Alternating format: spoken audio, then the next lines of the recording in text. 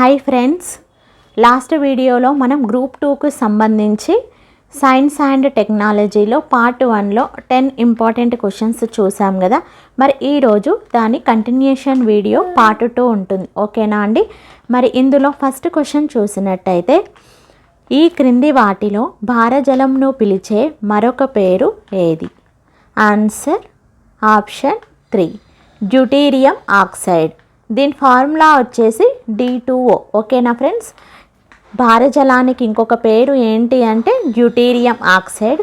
దీన్ని D2O అని కూడా పిలుస్తారు. ఓకేనా? శత్రు క్షిపణులను గగనతలంలోనే అడ్డగించి వాటిని ధ్వంసం చేయడానికి మన దేశం రూపొందించిన క్షిపణి ఏది? Answer option 4 Ashwini. క్రింది వాటిని జతపరచండి. ఫ్రెండ్స్, ఇక్కడ క్షిపణులు మరియు ఇవి ప్రయోగించే విధానం బట్టి వీటి రకాలు ఈ రెండు కూడా ఇవ్వడం జరిగింది. మరి వీటికి కరెక్ట్ ఆన్సర్ చూసినట్టయితే ఆప్షన్ 4. ఒక్కసారి అవేంటో చూసేద్దాం. ఓకేనా? మరి ఫస్ట్ వన్ వచ్చేసి ఉపరితలం నుండి గగనతలం పైకి. Answer B Akash. Second one గగనతలం నుండి గగనతలం పైకి. ఆన్సర్ ఏంటి? ఆప్షన్ ఏ అస్త్ర. ఇక థర్డ్ వన్ నీటిపై నుండి నీటిపైకి. Answer D BrahMos. ఇక లాస్ట్ వన్ చూసినట్టయితే ఉపరితలం నుండి ఉపరితలం పైకి. ఆన్సర్ ఏంటి? ఆప్షన్ సి అగ్ని. సో వీటికి ఫైనల్గా ఆన్సర్ ఏంటి అంటే ఇక్కడ ఆప్షన్ 4. భారతదేశపు తొలి విమాన వాహక నౌక ఏది? Answer option 2 INS Vikrant. Friends, ఇక్కడ INS విక్రాంత్ పూర్తి స్థాయి స్వదేశీ పరిజ్ఞానంతో నిర్మించిన మొట్టమొదటి భారత విమాన వాహక నౌక. అయితే క్షతగాత్రులకు వైద్య సేవలు అందించేందుకు వీలుగా ఈ నౌకపై 16 పడకలతో చిన్న ఆసుపత్రిని నిర్మించడం జరిగింది. ఓకేనా ఫ్రెండ్స్? ఈ పాయింట్ కూడా జాగ్రత్తగా గుర్తుపెట్టుకోండి, ఎందుకంటే మనకి గ్రూప్ 2లో అడిగే ఛాన్సెస్ ఉంది కాబట్టి ఈ పాయింట్ గుర్తుపెట్టుకుంటే మీకు యూజ్ అవుతుంది. ఓకేనా? ప్రపంచంలో మొట్టమొదటి అణు దుర్ఘటన ఏ దేశంలో జరిగింది? Answer option 3 America. PSLV GSLV అంతరిక్ష నౌకలు నిర్మించు ఇస్రో అనుబంధ కేంద్రం ఏది?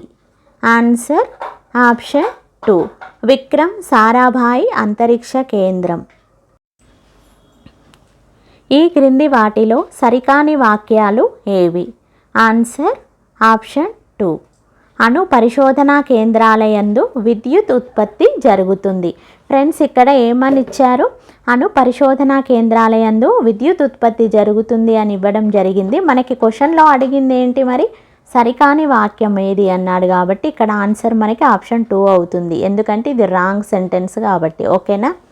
మరి కరెక్ట్ ఏంటంటే అణు పరిశోధనా కేంద్రాలయందు విద్యుత్ ఉత్పత్తి అనేది అసలు జరగదు. కానీ ఇక్కడ ఏమని ఇచ్చారు? ఉత్పత్తి జరుగుతుంది అని ఇచ్చాడు కాబట్టి ఇక్కడ మనకి రాంగ్ ఆన్సర్ అవుతుంది. ఓకేనా? జాగ్రత్తగా గుర్తుపెట్టుకోండి, ఇక్కడ విద్యుత్ ఉత్పత్తి అనేది జరగదు. ఇక మిగిలిన ఆప్షన్స్ చూసినట్టయితే ఫస్ట్ వన్ వచ్చేసి అణు ఇంధనంగా యురేనియం, థోరియం మరియు ప్లూటోనియంలను ఉపయోగిస్తారు. ఓకేనా? తర్వాత లాస్ట్ వన్ వచ్చేసి భారజలాన్ని మితకారిగా మరియు శీతలీకరణిగా ఉపయోగిస్తారు. ఈ రెండు సెంటెన్స్ కూడా సరైన వాక్యాలే. కానీ మనకి ఇక్కడ ఆప్షన్ 4లో చూసినట్టయితే 1 మరియు 3 అని ఇవ్వడం జరిగింది కదా. మనకి సరైన వాక్యాలు అన్నప్పుడు ఇక్కడ ఆన్సర్ ఆప్షన్ 4 అవుతుంది. కానీ మనల్ని క్వశ్చన్లో అడిగింది ఏంటి? సరికానిది కాబట్టి ఇక్కడ ఆప్షన్ 2. ఓకేనా? ఈ క్రింది వాటిలో బయోగ్యాస్కి సంబంధించి సరైన వాక్యాలు ఏవి? ఆన్సర్ ఆప్షన్ 3 1 మరియు 2. ఒకసారి ఈ ఆప్షన్స్ చూసినట్టయితే ఫస్ట్ వన్ బయోగ్యాస్ తయారీలో పశువుల పేడ, ఆకులు, కొమ్మలు, ఇతర వ్యర్థ పదార్థాలను ఉపయోగిస్తారు. తర్వాత సెకండ్ వన్ బయోగ్యాస్లో ప్రధానంగా మీథేన్, కార్బన్ డయాక్సైడ్లు ఉంటాయి. ఈ 2 పాయింట్స్ కూడా బయోగ్యాస్కి సంబంధించి సరైన వాక్యాలు. ఓకేనా ఫ్రెండ్స్? కాబట్టి ఇక్కడ మరి ఆన్సర్ ఏంటి? ఆప్షన్ 3 1 మరియు 2. అయితే ఫ్రెండ్స్ ఇక్కడ ఇంకొక పాయింట్ గుర్తుపెట్టుకోండి. బయోగ్యాస్ ఉత్పత్తిలో ప్రథమ స్థానంలో వచ్చేసి మహారాష్ట్ర, తర్వాత ద్వితీయ స్థానంలో ఆంధ్రప్రదేశ్ ఉంది. ఓకేనా, ఈ 2 పాయింట్స్ కూడా ఇంపార్టెంట్ కాబట్టి జాగ్రత్తగా నోట్ చేసుకోండి. ప్రథమ స్థానంలో వచ్చేసి మహారాష్ట్ర, తర్వాత ద్వితీయ స్థానంలో వచ్చేసి ఆంధ్రప్రదేశ్. ఓకేనా ఫ్రెండ్స్. ఈ క్రింది వాటిలో ఇస్రో యొక్క 2వ వాణిజ్య విభాగం ఏది? Answer option 3 new space India limited. స్వదేశీ పరిజ్ఞానంతో రూపుదిద్దుకున్న క్రయోజనిక్ ఇంజన్ను ఏ ఉపగ్రహ నౌకను ఇస్రో తొలిసారిగా విజయవంతంగా ప్రయోగించింది? Answer option 4 GSLV-D5. Okay friends, చూసారు కదా ఈరోజు గ్రూప్ 2కి సంబంధించి సైన్స్ అండ్ టెక్నాలజీలో పార్ట్ 2 వీడియోలో 10 ఇంపార్టెంట్ క్వశ్చన్స్.